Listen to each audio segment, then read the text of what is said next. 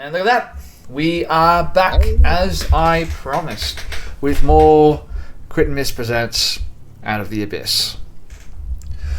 During the little break that we just had, we were just having a little bit of a discussion about whether or not we should adopt some new rules set down by Wizards of the Coast in regards to racial traits and ability modifiers and all this kind of stuff. I have not had the time yet to delve into it or, really have a good proper look to see what the changes are. But we were considering whether or not, after this point in the adventure, we should adopt the new rules, whatever they may be. Now, I am, after all, a benevolent, kind, and caring DM, so I want to hear the opinions, stop laughing, of my players. What do you guys think? Should we have a look at the new rules and adopt, should we move ahead with the times, or should we, keep playing this antique of a game? I mean, part of me, for simplicity's sake, just wants to keep it as it was. Yep. But Thrash also gets an extra 10 to her climbing speed if we go with the new rules. Okay. So it works in your benefit, so I already don't like it. She also gets a d6 damage on her claws now instead of a d4. Okay, alright. Yeah, let's change it. You're not putting forward a very good argument at the moment. What do I get? I vote for change. That's what everyone wants to know about. Oh, you want to know what you get? Any Yes, magical resistance has changed. Okay. So magical resistance used to be that you would get resistance to resistance to spells and spell-like effects. Okay. So breath weapons, I believe, are spell-like effects, and things like that. Now you do not get that for spell-like effects. It only applies to spells. To spells, so no spell-like abilities. So, I mean, I guess that would probably somewhere down the line leave a couple things up to DM's discretion about whether or not something counts as a spell-like effect, or if it is actually a spell. Yes. Here's if I don't know if it's big enough to see, but I've got the website thingy up here. I've seen a lot of this stuff. I'm just trying to get a bit more zoomed in.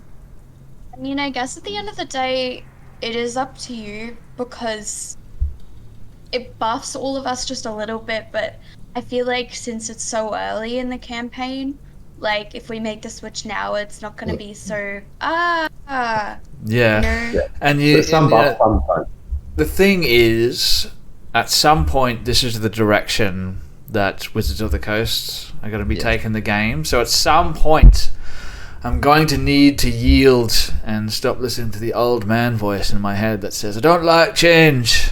I want everything to stay the same. I don't know why the voice in my head sounds Scottish or Irish or whatever that was, but it does. It does. And it's very convincing. But I will cast it aside. Let's have a little bit of a deeper dive. Let's maybe even do like a critical conversation style stream, and we can have a chat about what the changes mean for each of our characters, and what the changes mean for me as a DM. Mark, do you have any other juicy bits of info as you're scrolling through? Just having a look. What race was Lady Aethera again? Shadowkai. Shadowkai. Alright, I think there might be something for them in here, and other than that, I think it's just Thrash that is affected by these changes. Yeah, Shadowkai, here we go. I get Humanoid, but clarifies that you are considered an elf for any prerequisite or effect that requires you to be an elf. You have Fey ancestry, and there are some changes regarding that. You have trance, which is part of the being an elf. So we'll go back up to that. And Blessing of the Raven Queen can now be used proficiency bonus times per long rest instead of however many times per short rest it was. That would be the new changes if we took them on. We'll go and have a look at Fey ancestry in a sec. Tabaxi there. So again, as we said, Tabaxi can choose to be medium or small now. I'm imagining Thrash will be medium since she's supposed to be huge. Yeah, she's then, 7 foot. Oh, So as you know, so cat's claws damage increased to 1d6 plus strength. So all natural weapons now count as an unarmed attack that does 1d6 plus strength across all races. So that applies to Tabaxi. And then your climbing speed is equal to your walking speed. Wait, so hold on. Did you say all unarmed attacks now count as a 1d6? No. All creatures that have natural weapons, claw, like those kinds of things that were a 1d4 plus strength, and they now count as unarmed attacks that do 1d6 plus strength. All right. So that pretty much brings them in line with a monk. So hopefully they give a little bit of a change to a monk's character. Otherwise, they're getting the arse end of that deal. Yeah. So that's they're the only things that are really going to be affected. I would have to have a look into how the drow subrace is affected, but I just imagine it will have similar things with having. We've already agreed that I have the elf and trancy meditatey thing. So Fey ancestry now, the magical sleep immunity trait has been moved into trance trait that the elves have. So all things with Fey ancestry don't get magical sleep immunity. Only elves do. Goblinoids, so goblins, hobgoblins, and bugbears have all gained this new version of the trait. So they're the main change. So all the other things that Fey ancestry used to give you, other than magical sleep, goblinoids now have. But then trance, as mentioned above, it now grants immunity to magical slumber. It now is more clearly specified that you are conscious while taking a long rest, therefore able to be on watch even while you're sleeping. And when you finish a long rest, this trait allows you to gain 2 proficiencies that you don't have. Each must be in a weapon or tool of your choice that is in the player's handbook. These proficiencies last until the end of your next long rest. And these changes apply to every elf in this book. Righto. But at the moment, the only elves that book are sea elves, from what I can see, and the Shadakai. Okay. It doesn't. But there is another book that has come along with it, and maybe the elves are in there. I'm not sure. But yeah, so technically it wouldn't necessarily be put on to drow or half drow like Zarathor yet, but it does apply to Lady Aethera. Well, there you go. There's some stuff that you guys can have.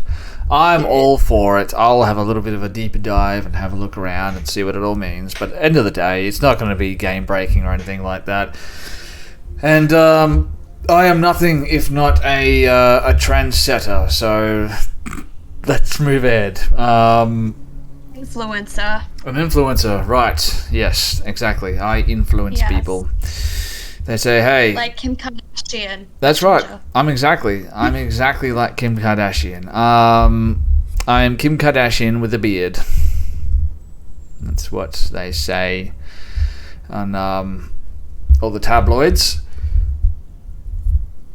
All right, so. Anyway, Sven, just a heads up for our whenever we do get to run Shades of Grey. If we use the updated rules in that, my character is now broken. Well, the character was already broken. Okay, So- well now it's worse. Really doesn't make any change at all. This is all going to be redundant when I finish writing my own game system anyway, so I wouldn't really worry too much about it. Let's moving on. You guys have just managed to kill 3 of these large praying mantis / vulture / crab-like creatures, colloquially known as hook horrors. And Eldeth stumbles backwards, sort of holding a bleeding wound on her shoulder. She's like, "Oh, the bugger got me." What do you guys do? Yeah, join the club. I'm gonna kind of stumble next to her, holding my shoulders. Yeah, I think we should probably move on pretty quickly.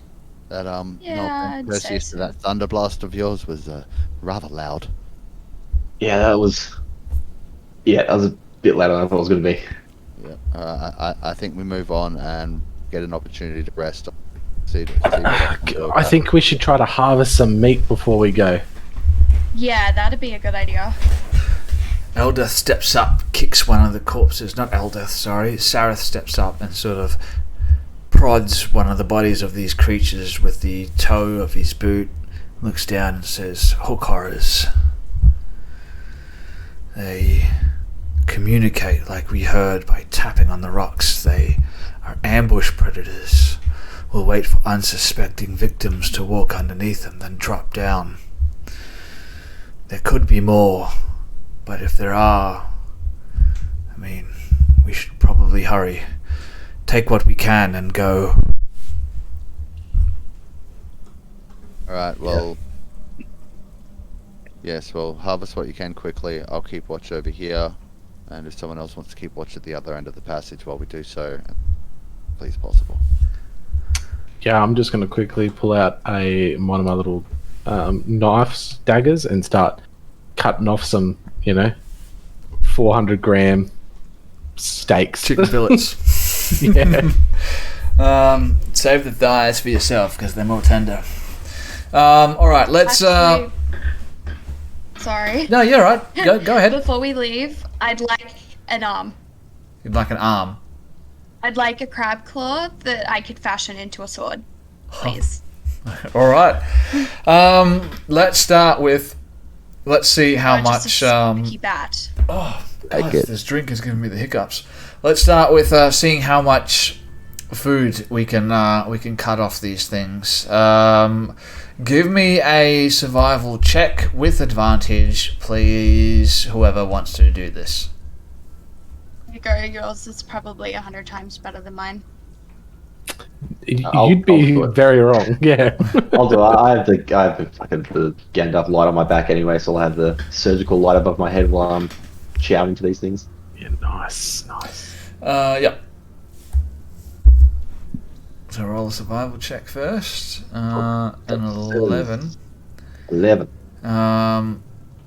So roll for me 3d6. Oh, my camera. I haven't changed it back. Oh, I like the way it was. A 4, 1, and a 3, so 8 total. So 8 total. Alright, these things are quite lean. They don't actually have very much meat on them. It's mostly like flabby skin, sinewy muscle, and like empty carapace, as it were. You're going to get 8 pounds of food off these creatures as you roll a 4, a 3, and a 1. So you add 8 pounds of food, and now roll a survival check for me, Grace. Let's find out if you get something useful off this thing. Come on, dice. 13. 13. That's not too bad.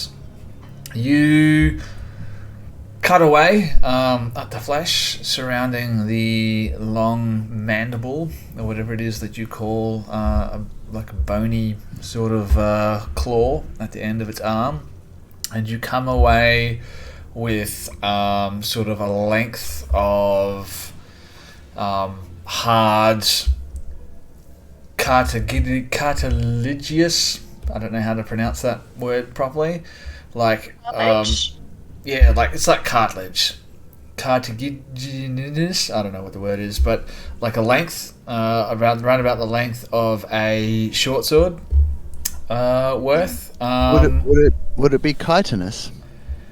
Chitinous. I was thinking of the word for cartilage, but I guess chitinous. Yeah. I can't remember. It's something like that. Anyway, you get that, and it's roughly the length of a short sword. It will require some work if you want to make it into a functioning weapon, but for the time being, it will function as like an improvised weapon if you wanted to use it. So, can I use it as a bat instead? You want to bludgeon things with it? Yes. Alright, I will allow you to, with some work, fashion it into a functioning club. Sweet. Yeah, but it'll take a little bit of work to get it there. Alright. Fantastic. That's what we come away with.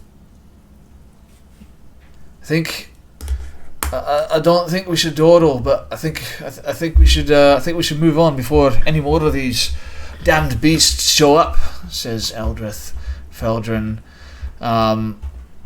Yeah, so let's move. Yeah. And I'm gonna Two. come up to take the front again because I didn't take any damage, so it's probably for the best. Oh, Yeah, look I'll at go you. up the front as well. You didn't take any damage. Well, aren't you just a lucky boy? Unlike last night. Yeah, unlike last time. And last night as well. I was Last night. playing a game. I'm playing a sorcerer in another game, like a not streamed game. Yep.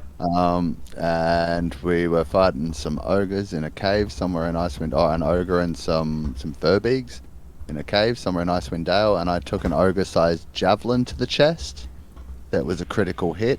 Ogre javelins do 2d6 damage. That Yeah, sounds fun. 24 damage in one hit. My max HP was 22. Well, you know what? You got to take it up with Froth, I guess. That wasn't Froth, that was Erebus. Oh, well, there you go. That's alright. I got back up, I was okay. It was scary. Just going to reveal to you guys a little bit of what's ahead. Book down, yeah. Boop. Boop. So, moving ahead, you come across what seems to be a clearing, an opening in the cavern, and in the middle of which appears to be a small abandoned campsite. There's an old fire pit in the middle with a bunch of old, burnt out, what appears to be like mushroom sort of fiber, and from the condition of the two old mouldy bedrolls, they have been completely torn to pieces, and the scattering of humanoid bones around the area, it seems as though the previous occupiers of this campsite met a grisly end of some sort. Wait, so as Thrash sees this, she walks up to Seraphil and she takes her claw and she plucks a string out, like she snaps a string off his lute. She's like, next time, I'll crack it over your head. Did you actually cut the string? I cut the string. Bung! And Shusha walks up behind you and he says, "Try not to take it out on him. It was a string of bad luck, I'm afraid. He could not have known that those creatures were where they were." Still, Sarah though. just staring at Thrash, just like half angry but half just incredulous, like, how dare you? Just like, Roll for Oh, initiative. please, you can fix it. Damn it. You can fix it. You can so fix it. beside the point. Anywho. Absolutely beside the point, Thrash. Therathel, No. don't place Now so much what? value on material items. It can be replaced. Yes. Exactly. It's the principle of the thing. Okay? You don't mess with a musician's instrument. It's just not the thing to do. Can we try and maintain some decorum in this hellhole? No. No, we can't. And Thrash just keeps walking forward. Into the, I guess, area with the bedrolls and the fire. You step out into this clearing and you can see Trooper as she walks past. growing on a wall on the northern and southern walls are a number of dim bioluminescent mushrooms, funguses, and another couple of different type of fungi growing up against the western cavern. Apart from that, there's of course the burnt out fire pit and the torn up bedrolls. That's all you see. Okay. does this fungus look familiar, like the stuff that we grabbed last time? Does it look edible? It is a different type of fungus, this one. Oops, just changed that by accident. Let's have a look and see what kind of fungus it actually is.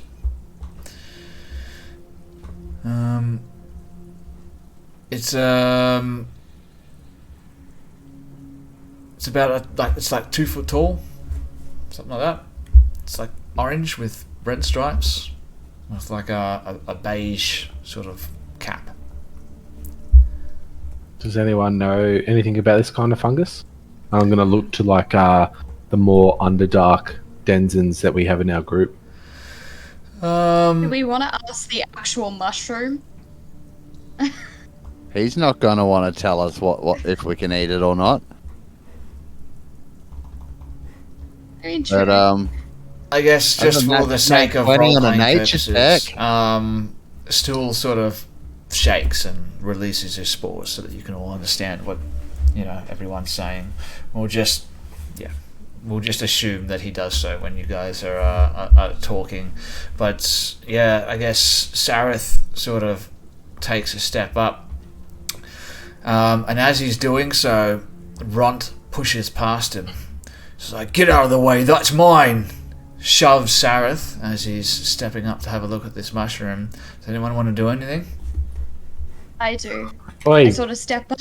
dickhead. Yeah. I thought we'd been through this, right? Yeah, come on, man. Get over yourself. What are you trying to stop him from moving? Are you just trying to make him more angry, or Just like, don't be selfish, dude. Stop it. We agreed to work together to get out of here, so like, let's see what this is and see if it can be something we can all use. I say let him go. Let him eat it. All right. No, Let him do no. Let's share this stuff out equally. We all work I as a team. turn to Athera and I sort of nudge her and I'm like, he can be a lab rat. If he eats it and he dies, then we know we can't eat it. Or he eats Let it him and eat just it. eats it. walks up to it and he reaches out a hand towards the mushroom, but he stops. I got a Just 22 on a nature check, by the way. Would I have noticed anything that I might want to tell him or not? Let's just say, this is it looks maybe similar to something that was growing maybe in the darker areas of your homeland. Something that when you sort of damage this mushroom, sort of releases like a cloud of poisonous spores. It sort of like has like the interior of it is sort of like segmented. There's like it's like got cavities in it, and as you smash it, it sort of bursts open and releases like a cloud of spores. How big a cloud and how deadly would I think these things are? It was a nat 20 roll, so It was a nat 20 roll. It just seems strange that you would know about this. Sarah steps up as well. He's like, I might be wrong, but I believe that's a Tim mask. They call it by something else where you're from, but he sort of explains what it is. He says, yes, it is. And Runt's sort of standing there with his almost touching it. I wouldn't touch that if I were you.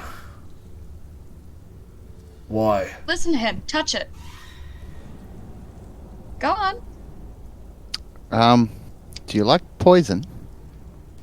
He, as Thrash says, go on, touch it. He takes his hand away from it, takes a step back. Coward. Okay, so let's not touch those ones, folks. He turns back towards you, Lady Athera. He draws his weapon and he points it at you and he says, I've just had about enough of you, little girl. No, you and me. Eldritch. I'm going to Eldritch blast him as he's coming at me. All right, Yes. I'll allow it. Yeah, I'll roll for intercept to intercept him. Well, Same. if he's like was charging, I was going to do the attack him intercept. too. Same. No, I'm killing Yeah. Not this dude. lethally. Not lethally. Let's Just do it. For a 23 to hit. Oh. Yeah, it's going to be a hit. For 8 damage. So 8 points of damage. Yeah, that's some damage. So your what was it? Eldritch Blast. Yeah. It strikes him full on in the chest, and you can see bits of viscera come flying off his chest, blasted loose, and like part of his shirt just sort of rips open. And he stops and he just goes, "Ah!" And he's going to use his aggressive feature as an orc and just close the distance on you as quickly as he can. He's going to get one shot at you before someone else can intervene.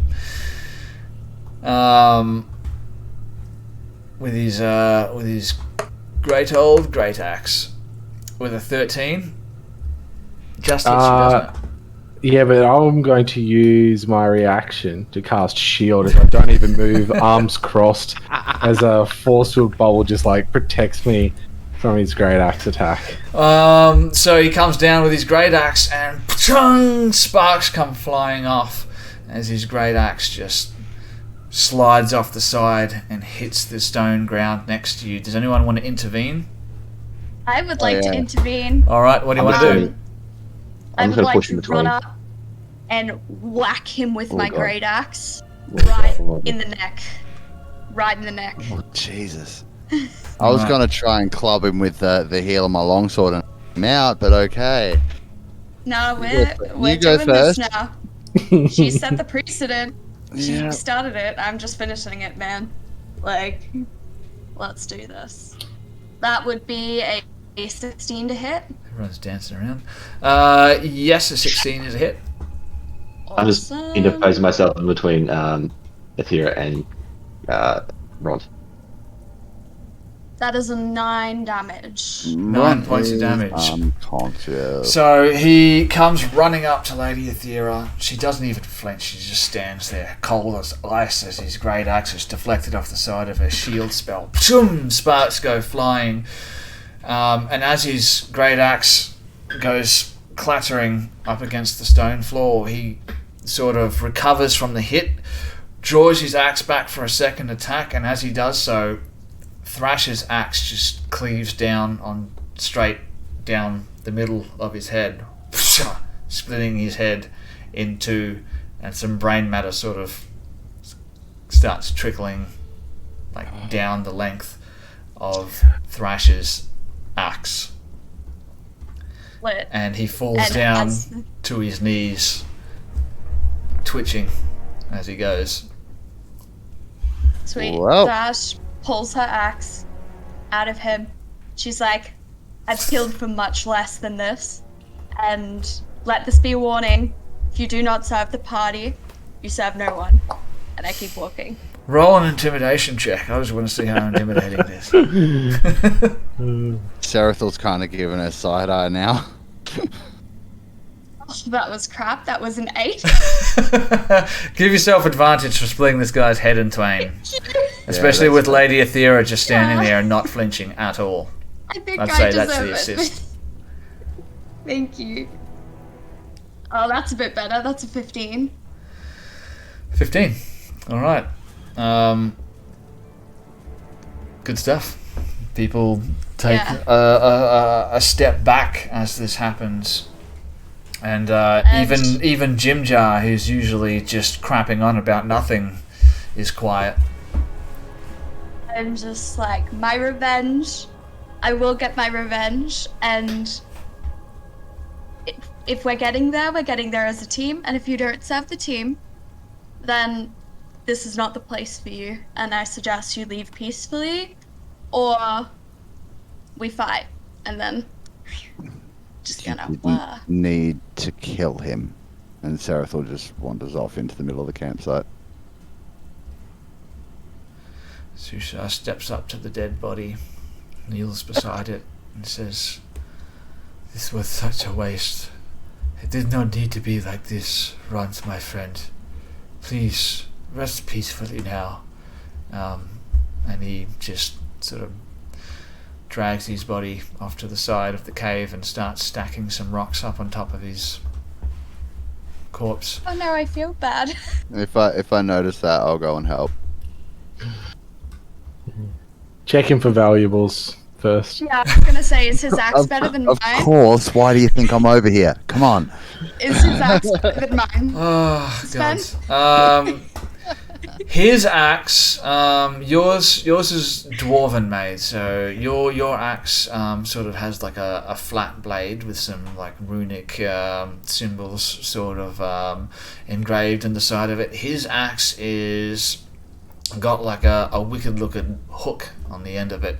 It's much more simplistically made, and it's wrapped with like this dark leather, and it has like a sort of what looks to be like a bone claw on the end of it as well. But it's exactly the same, and it functions the same as your axe. It just has some cool things. That's fine. I'll pick it up and go over to where they're setting up a grave, and next to the rocks, I'll just jam the axe in the ground next to him and walk away. Shusha says, "So someone say some words." Well, you knew him best, didn't you? Maybe you should. I knew him as well as anyone else. But I feel it only appropriate he leave his body here in this place. He was not from here. It seems sad. It seems like such a waste. Okay, I'll pick up his axe and I'll turn to Susha and I'm like, I will take his axe and as my debt to you, I will return it from where he came and I will lay his axe to rest. As this is happening, Jimjar walks up beside you, Lady Athera, and gives you a little nudge with his elbow in your thigh. Yes. I'll bet you 3 gold pieces that the mushroom's the next one to go. What you say? No. Come on, easy money. No. Do I hear this? 2 to 1 odds. Yeah, all right. I'll take it. I'll take the bet. All right. You're on, buddy.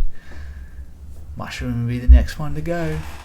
All right. What is Perseus doing? I think you're actually in the best position. Either Perseus or Sarathel. You're sort of in the best position to say some words over Ront's body. Does one of you want to take the reins here, or do you want to just leave him there and move on? Well, he was an angry boy, but he did save my life. And for that, I would have much preferred if he hadn't died here. Sort of glare at Thrash a little bit. But since you have, may your soul rest in the grace of Talishrin, and may you one day find the peace that you couldn't find in life. Alright, I'm going to give some inspiration to Sarathel. I'm going to give... you know what? What the hell? Why don't you all just give yourself some inspiration, if you don't already have it. Well played, ladies and gentlemen. Alright, let's move on. Let's keep a closer eye on each other. It's already 1-2 down. We've got... what? Another 6 days of travel left to go. At this rate, Yeah, 1 per day. it's going to be one hell of a body count if we keep it up.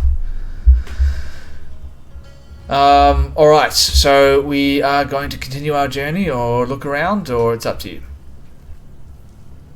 scavenge the camp for supplies. If there's anything, yeah, I'm going to say to like the group, uh, gather what supplies we can from this camp, and we're going to move on. We're going to not stay here because any scavenger that's going to come for those corpses is going to find us. So grab what we can. Let's move on. Sounds like a plan. Alright, so looking around the area, you find the 2 torn up bedrolls. You find a discarded hammer as well as a couple of pittons. And you find a length of leather, like 3 feet long of old leather. Roll an investigation check for me if you want to have a more in-depth look around. You right there, Remy? Yeah, got a really itchy nose. It's that mustache, man. I got a +2 on investigation. I might give that a roll too. 18. 18. There you go, that's good enough. In one of the bedrolls, like tucked away in the bottom of it, you find a... What do you find?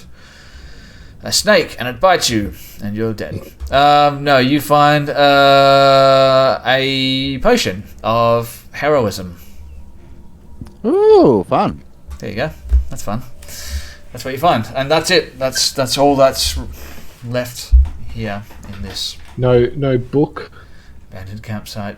No book, unfortunately. Apologies. Damn it. No, okay. Sorry. I mean, you're going to have to get more creative than that, but that's where we stand, ladies and gentlemen. What do you want to do? Yeah, grab what we can, then continue on at a medium pace, so like a normal pace. Continuing on at a normal pace. All right, no problem at all. Okay. What time of day is it? Who effing knows? So this is day number 3, and you guys sort of encountered this after a couple of hours of travel. So for, keeping track of time purposes, this would still be sometime in the morning. Seeing as though that you're in the Underdark, though, time is relevant. So you guys continue on. I'm assuming you're going to pick up the same travelling order, or we're going to mix it up? No, keep the same. Same's been pretty good. Run again. Yeah. Same works. Fantastic. A couple of hours pass. More of the same. But you do notice there's like more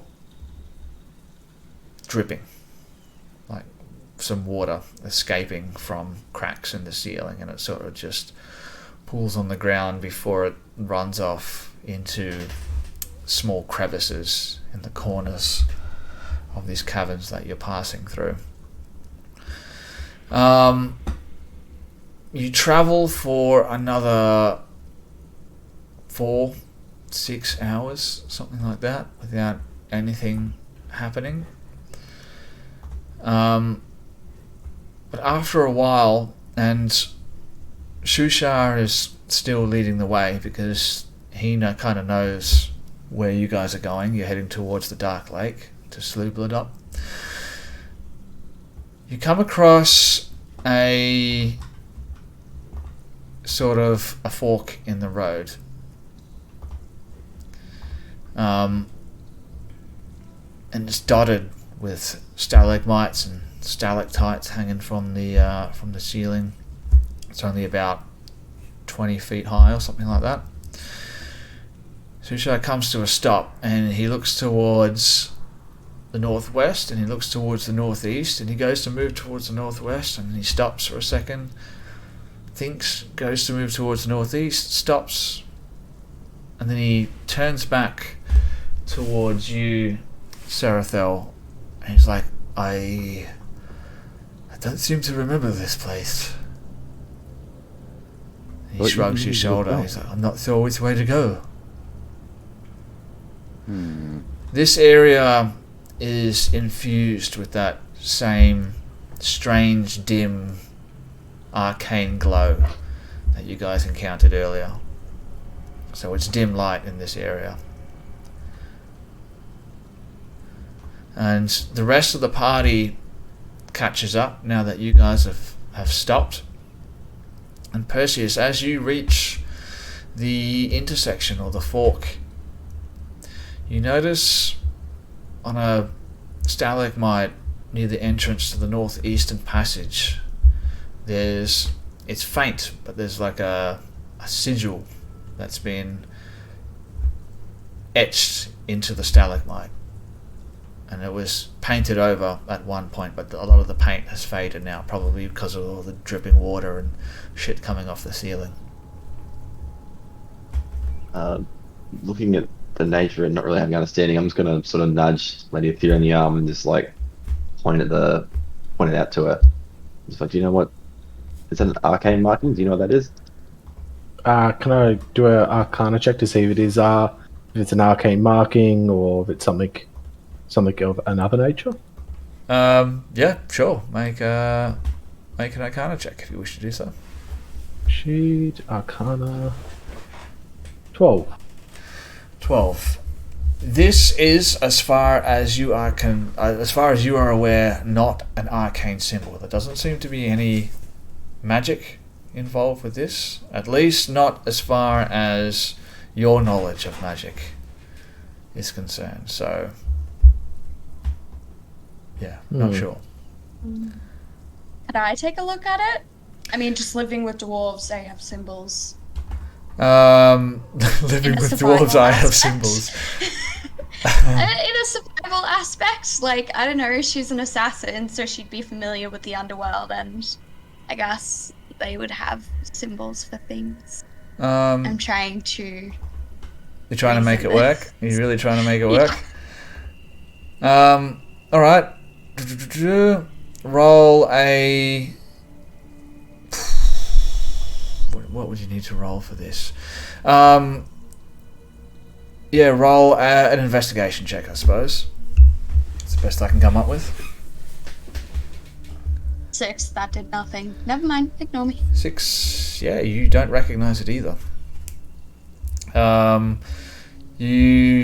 rest of you also now notice that, you know, Lady Aethera as well as Perseus and Thrash have sort of gathered at the stalagmite and are looking at something.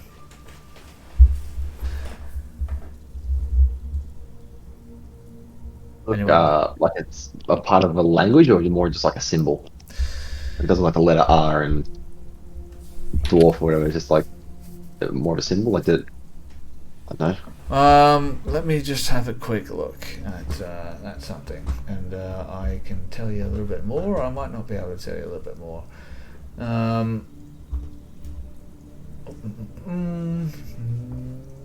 Nope.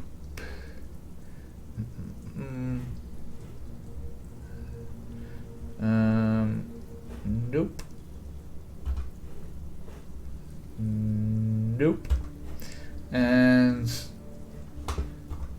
yeah, no, none of you guys seem to recognize what the symbol is.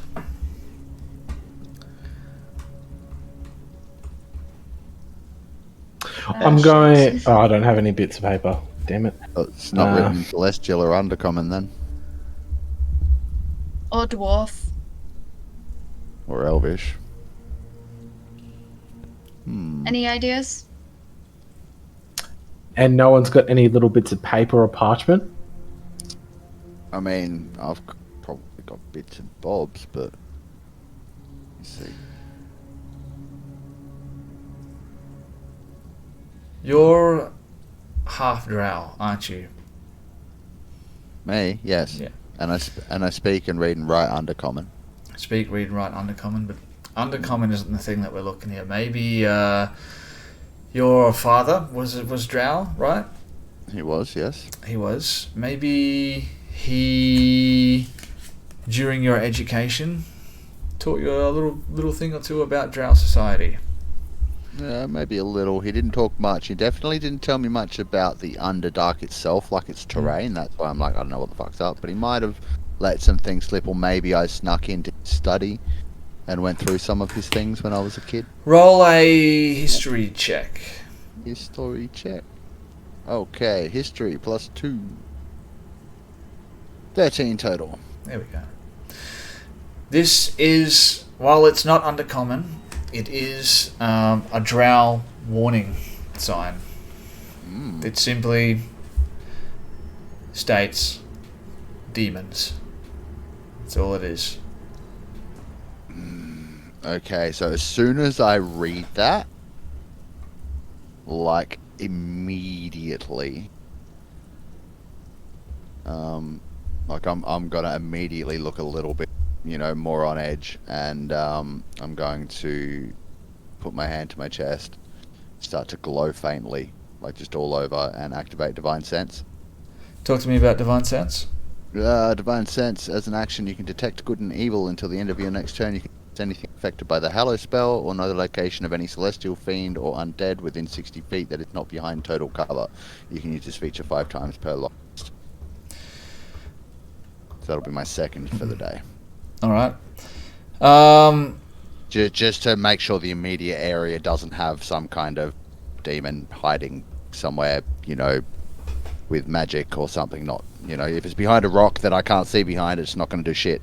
But yeah, you don't seem to be getting anything from the spell, from your immediate surroundings. But I will tell you what you can see. You can see that there is a passageway. It's from 10 to 15 feet wide, and it's traveling towards the north. And it's on the northeastern side, and the ceiling stretches up to 100 or 60 feet. So I think 60 feet. It like widens up to 60 feet tall, and there's another passage that leads towards the northwest, and the ceiling there narrows down to about only 10 feet. That's all you can see. You said northeast and northwest? So yes, northeast, northwest. The sigil is located on the corner of the passage that is leading to the northeast. Okay. So, the northeast passage says there's an old drow warning here for demons. I know we're trying to get out of here, but it's kind of my mission to purge demons when I find them. Oh. I might have to investigate this. Or we are severely undergeared with no food, little water, and we find somewhere safe and we come back for when we are better equipped to handle said demons. Yes. Can I get you a roll persuasion for me? Oh, I love this. This is the best. I did this as well during Valiant Odyssey. I got them to roll against me. persuasion. Actually, I'm alright. I've got a DC in mind already. 16. 16. So it's all kind of like, okay, but we're coming back. Yeah, sure. Who's that? Thera, we're coming back. Yes. 100%. Alright. So northwest it is then. Northwest it is. And you start edging your way down this passageway that leads towards the northwest, and the ceiling begins to slope down to only about 10, then 8 feet tall. Then the walls begin to narrow to only 4 feet wide, and you all find yourself sort of squeezing through this narrow passageway.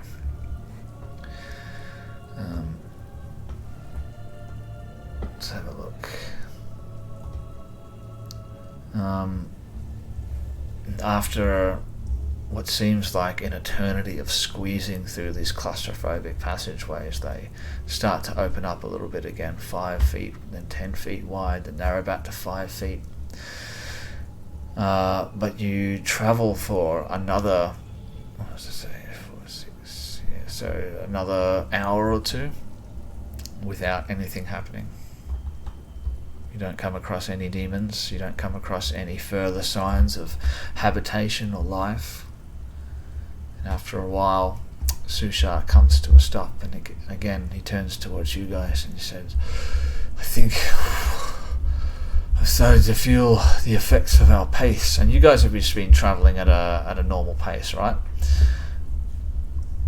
During this entire time. Yeah, for this day, yeah. I'll get someone to roll 2 survival checks for the entire day. I'm a +0, so probably not me. Yeah, I'm a +1, so probably not me either. Anyone got better than +1? The cleric. First one's a 6. Great. Second one's a 14. That's better. Alright, so I'll get you to roll a... Get you to roll a d6 for me. 5. 5. Okay, you find 5 pounds of food as you're travelling. So it's 13 total now for the day. This should be enough to feed everyone, right? Pretty good haul, guys. You've done well. Does that mean I get to eat today? Not only do you get to eat, you get to have some sweet chicken. You get to have some chicken legs. If someone can cook up some hot sauce, you can do chicken wings. Alright. Also, there's one less mouth to feed. There's one less mouth to feed, and You're welcome. that's a good point. Why don't we start killing off some more of the NPCs, and there'll be less mouths to feed. You just want less to do. I do. Good insight check. In though, low key. He started it. He did. Yeah, that guy was being a dickhead. Yeah, he really was. He did, have something coming. I don't know if he needed to have his head split open. It was just convenient. He was there. The axe came down. Look, it's got a mind of its own, man. It's a dwarf axe. That's I can't right. tell her what to do. I just hold on to it. Is it secretly a sentient weapon, is it? No. I have one of those in another game. It's I always really love hearing that argument about, pro-gun ownerships, where they're like, people don't kill... Oh, wait, guns don't kill people. People kill people. Yeah. I'm like, yes, with guns! Oh, my God. Sven, thank you. You just given me an idea for my campaign. All right. Okay, there we go. Gun prohibition in D&D. I love it. All right. It is coming up on 12 o'clock at night. Now, we've been playing since, 9-ish, when we actually started playing, after we crapped on for about half an hour and pissed off all of our audience. Sorry. No, that's all right. I actually really enjoy banter. I don't know why other people don't. But they're all still here, so they mustn't have really hated it that much. Yeah, because 5 of them are us. So I'll give it over to you guys. Do you guys want to call it a night? I do have to be up a little bit early to pack and all this kind of shit, but I can continue on if you wish to continue on and forge on. Otherwise, we can. Everyone. You can put it in a long rest. Have a long rest and finish the session for us camping down for the evening. Yeah, absolutely. So I could keep going, but if stop, we can stop. Yeah, it's probably best because we do have to get up early and pack and get 2 kids ready to go before 7 o'clock in the morning. So it's going to be a lot of work to do. So for me, it's probably best to finish it up there and pick it up again in 2 weeks' time. Oh, is that when? That's not when. That might be your Star Wars game. Oh, that's right. Palm Creek. So for those people who are watching, usually we do Out of the Abyss once a fortnight on Friday nights. Unfortunately, Mark, our resident bard, will not be available thanks to prior commitments to making music and entertaining crowds. Yep. So, Palm Creek, so if you're going to be at that already, I don't want to miss if home, but if you're already going to be at Palm Creek, we'll be playing at like 9 or 10 o'clock or something on the Thursday night. Well, there you go. So yeah, check out Palm Creek. Otherwise, if you're not doing that, on Friday night, when we're usually doing Out of the Abyss, we'll be running our D&D 5e Star Wars adventure titled Reckless, where I'm going to be joined by... I'll have to have a look to see where you are on my screen, because I can't Not remember. at all jealous that you get to play Star Wars without me. By Grace. Grace will be joining me, as well as Valiant from Valiant Odyssey, and a couple of the players from the Valiant Odyssey podcast will be joining us as well for that one. So that's going to be pretty cool, if I can wrap my head around the, changes and the rules and all that kind of stuff. But we're going to be doing a session 0 as well on Monday night, guys. It's just going to be a quick stream, just a couple of hours to have a look at the... what the crew of the Reckless are going to be bringing to the table. Anyone else want to talk about? Any announcements? Got something coming up? Toby, you got an art exhibition coming up? Art exhibition? Yeah, I know you're a big artist. Yeah, I wish. No, I have some character art coming up hopefully soon, but that's it. Oh, it. Do you now? Ooh. Oh, didn't know about that. What character are we getting art made of? For a campaign that's starting up, another campaign starting up pretty soon. Oh, Yeah, getting character art done for. that's fun. I love art. You got to share it with us when you Will, get it. yeah. Oh, and of course, every Thursday night, I am going to be joining the guys from the Valiant Odyssey for their brand new D&D 5th edition adventure spin-off, the Wesonia Files, where I'm playing a dwarven artificer called Praxilius Ethdenator.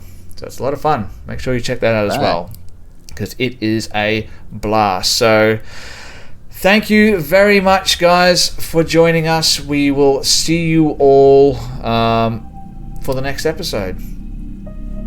Good night, guys. Bye.